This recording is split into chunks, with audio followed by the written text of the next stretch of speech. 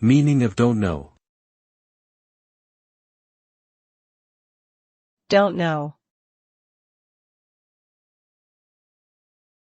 Don't know. Don't know.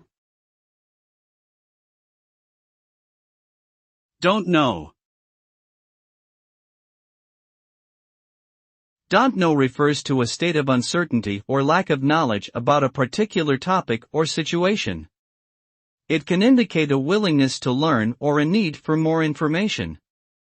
In some cases, don't know may also be used as a strategic response to avoid committing to a particular answer or course of action.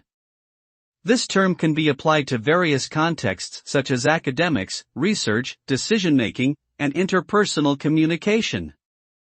Ultimately, acknowledging what we don't know can lead to increased curiosity, open-mindedness, and growth.